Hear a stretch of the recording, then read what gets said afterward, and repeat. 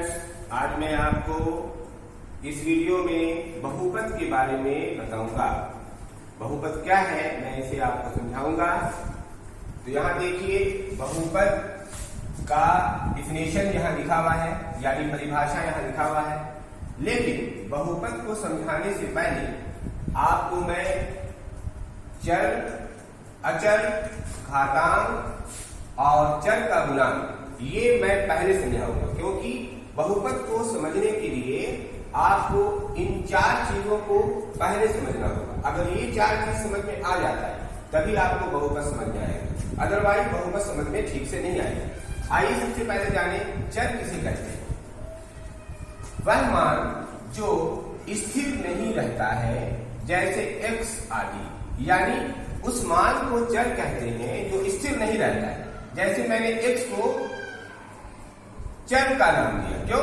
क्योंकि चर का मान कुछ भी हो सकता है, जैसे 0 भी हो सकता है, 1 भी हो सकता है, -2 भी हो सकता है, 1/2 भी हो सकता है, यानी x का मान कुछ भी हो सकता है, यानी x का मान बदलता रहता है।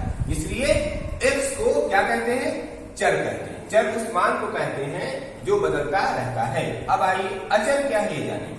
वह मान जो स्थिर रहता है, जैसे 0, 2, 5 आदि, यानी जो बदलता नहीं है। जैसे आप 0 को 2 नहीं कह सकते, 2 को 5 नहीं कह सकते, 5 को 6 नहीं कह सकते। लेकिन यहाँ पर क्या देख रहे थे? x को कुछ भी कह रहे थे। हम x को कभी 0 मान रहे थे, x को कभी 1 मान रहे थे, लेकिन यहाँ पर हम 0 को 2 नहीं मान सकते, 2 को 5 नहीं मान सकते, 5 को 6 नहीं मान सकते। ये मान अचर है, यानी स्थिर है, यानी बदलता नहीं है, इसलिए इसे हम अचर कहते हैं। ठीक है। अब आइए यहाँ जाने घातांक किसे कहते हैं। चर के घात को घातांक कहा जाता है। जैसे x² में 2 चर यानी x का घातांक है। यहाँ पर x क्या है? चर है। और x² में जो 2 लिखा हुआ है, इस 2 को क्या कहेंगे? चर का घातांक कहेंगे। घातांक को इंग्लिश में पावर कहते हैं। ठीक है। चर को वेरिएबल कहते हैं, अचर को कॉन्सोनेंट कहते हैं। अब आइए चर का गुणांक जाने ये क्या है। ठीक है।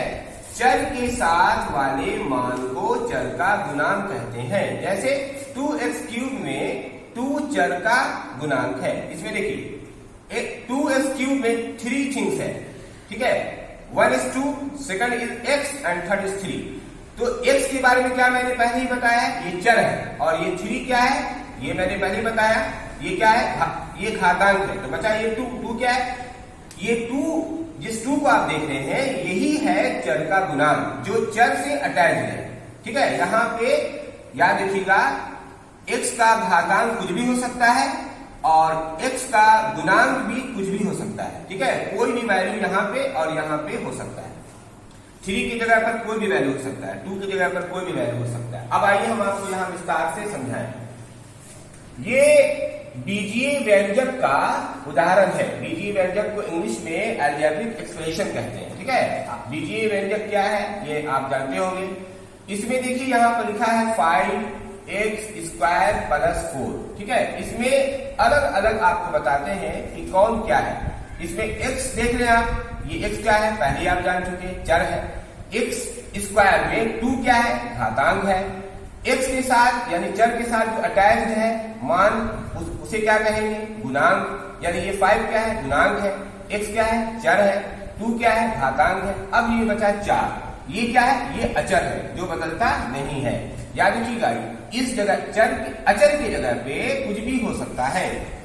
अचर की जगह पे कुछ भी हो सकता है, कोई भी वैल्यू हो सकता है। यहाँ पर गुणांक की जगह पर कोई भी वैल्यू हो सकता है, यहाँ पे घातांक की जगह पर कोई भी वैल्यू हो सकता है। ठीक है।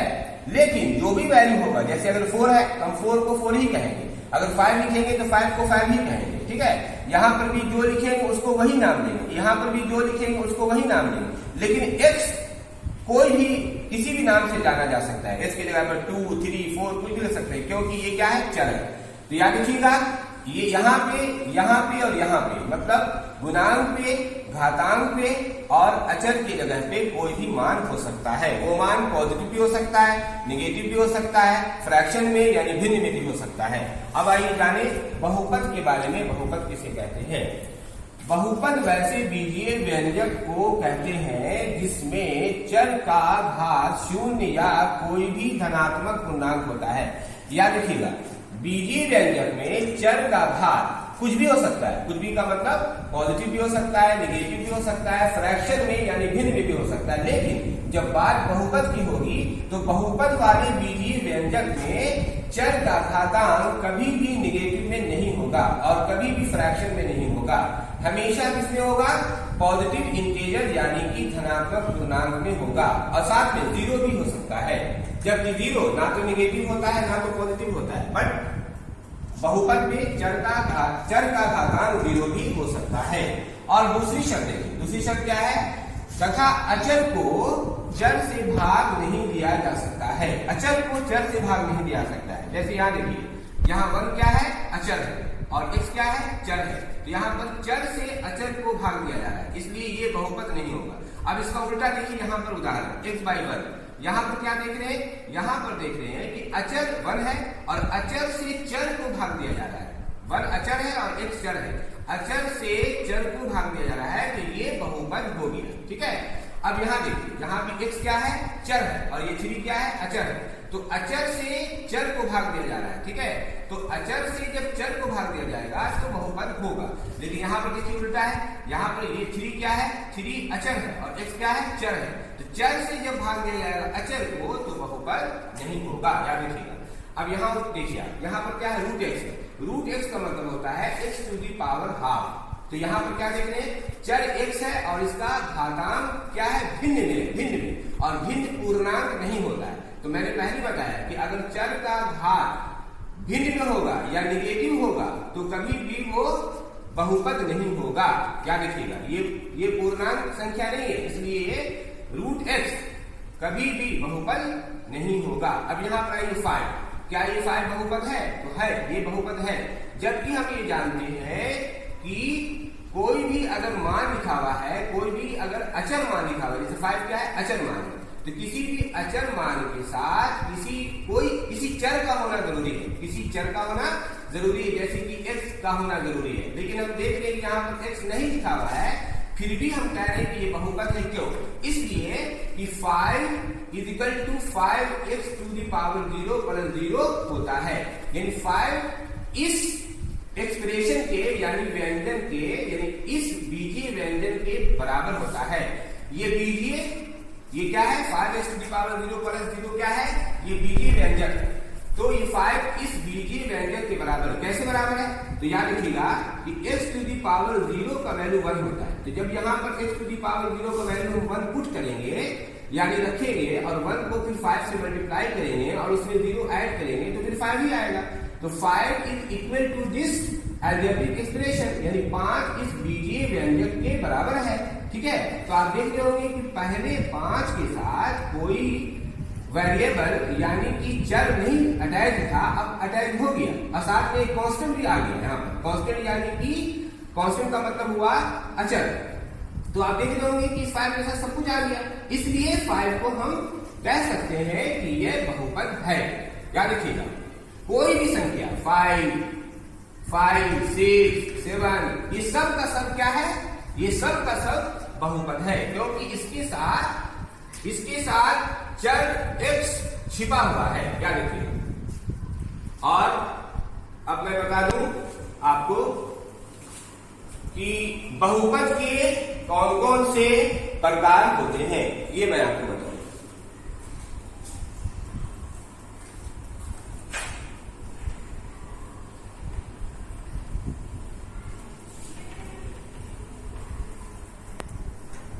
बहुपद के प्रकार के बारे में अब आप जानने जा रहे हैं। जैसे कि सबसे पहले तो मैं बताऊंगा पद के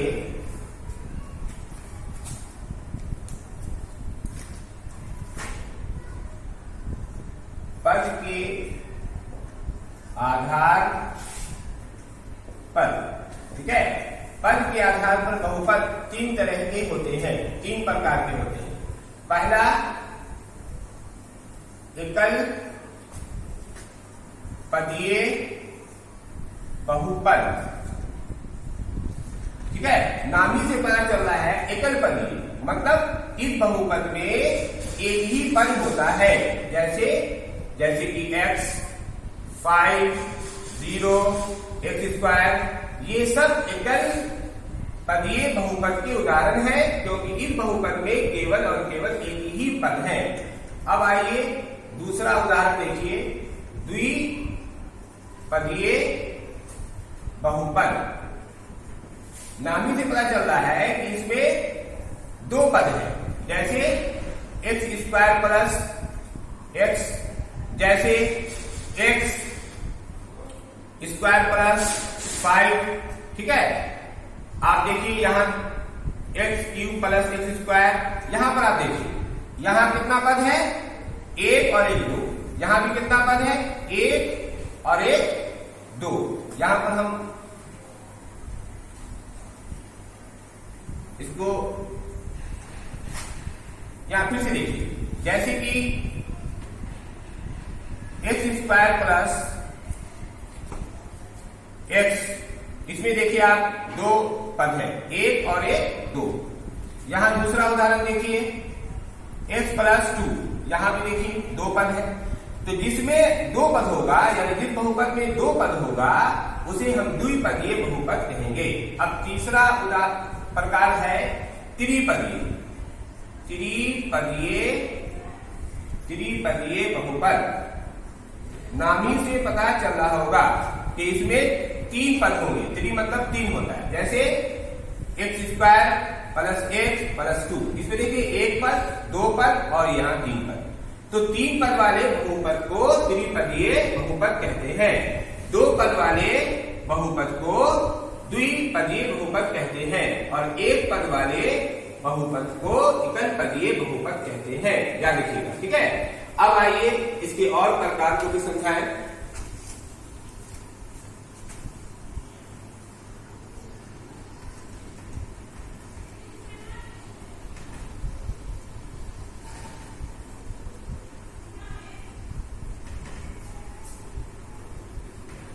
पहले मैंने बताया आपको पद के आधार पर, ठीक है। अब बता रहा हूं मैं घातांक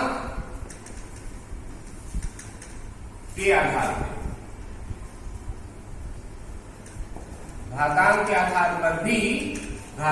आधार पर भी बहुपद मुख्यतः 3 प्रकार के होते हैं।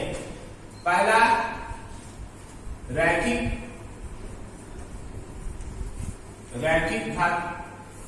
बहुपद, ठीक है। इसे जानिए किसे क्या रैखिक बहुपद किसे कहते हैं। रैखिक बहुपद कहते हैं वैसे बहुपद को जिसमें चर का घातांक 1 होता है, जैसे कि यहां देखिए x मैंने लिख दिया, तो ये क्या हो गया, ये रैखिक बहुपद हो गया। क्यों? इसलिए कि इसमें चर का घात यानी घातांक 1 है। उसी तरह से अगर यहां लिख देते हैं हम x प्लस 2, तो इसमें भी x का घातांक क्या है, 1 है, ठीक है। तो इस उदाहरण को हम कौन सा बहुपद कहेंगे, रैखिक बहुपद, क्योंकि इसमें चर का घातांक कितना है, 1 है। मगर ये याद रखिएगा, इन दोनों में अंतर ये है कि ये एक पदीय बहुपद है और ये द्विपदीय बहुपद है। लेकिन बात करें अगर रैखिक बहुपद की, तो दोनों रैखिक बहुपद है। अब आइए इसके दूसरे प्रकार को जाने। दूसरा है द्विघातीय बहुपद।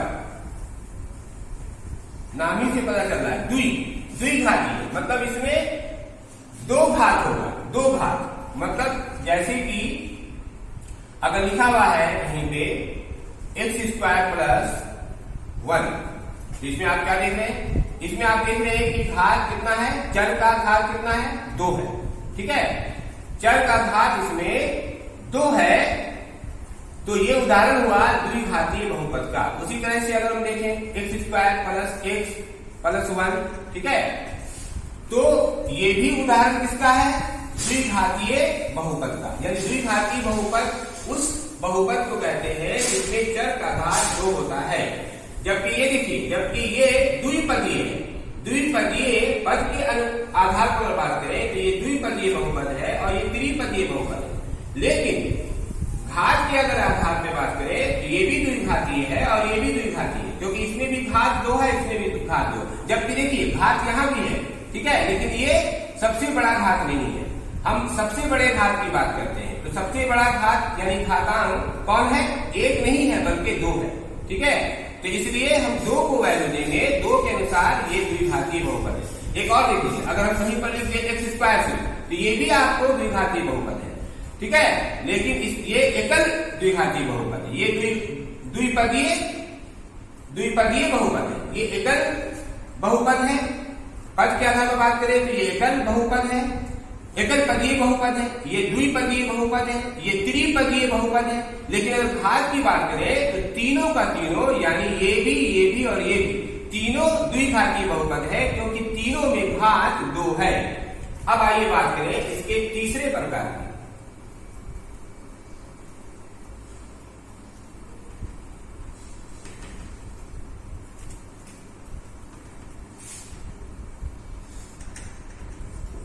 इसका तीसरा प्रकार होता है त्रिघातीय बहुपद, ठीक है। नाम भी पता चल रहा होगा, त्रि का मतलब 3, घातीय मतलब घात 3, त्रिघातीय बहुपद यानी इस बहुपद में घात कितना होगा? 3 होगा। जैसे एग्जाम्पल के तौर पे अगर हम लिखते हैं x क्यूब, तो ये त्रिघातीय बहुपद है। जैसे हम लिखते हैं x cube plus x square, ठीक है, तो ये भी त्रिघातीय बहुपद है। अगर हम लिख दिया 3x cube plus x square plus x, ठीक है, तो ये भी त्रिघातीय बहुपद है। अगर हम इस तरह से आप देख रहे होंगे कि ये सब का सब क्या है? त्रिघातीय बहुपद है, त्रिघातीय बहुपद,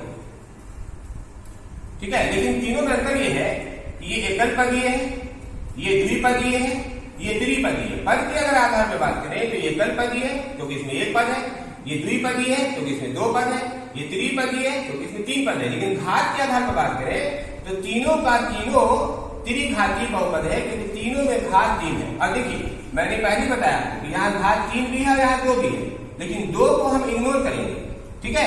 यहाँ भी 3 भी है, यहाँ 2 भी है और यहाँ 1 भी है, लेकिन 1 को 2 को हम इग्नोर करेंगे, लेकिन यानी मानेंगे किसको? बड़े वाले को, यानी 3 को। जो सबसे बड़ा घात होगा उसी के अनुसार हम बहुपद का नाम देते हैं। तो यहाँ ये क्या है? त्रिघातीय बहुपद, ये भी त्रिघातीय बहुपद, ये भी त्रिघातीय बहुपद है, ठीक है। तो इस तरह से मैंने आपको हर एक पद को समझा दिया। चर क्या है, अचर क्या है, गुणांक क्या है, घातांक क्या है, बहुपद क्या है, बहुपद के प्रकार घात के आधार पे, बहुपद के प्रकार पद के आधार पर, सब कुछ मैंने आपको बता दिया।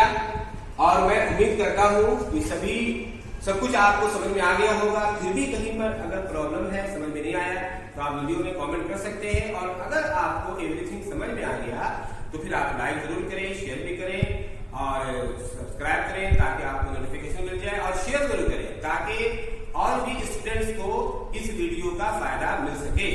Okay, bye bye.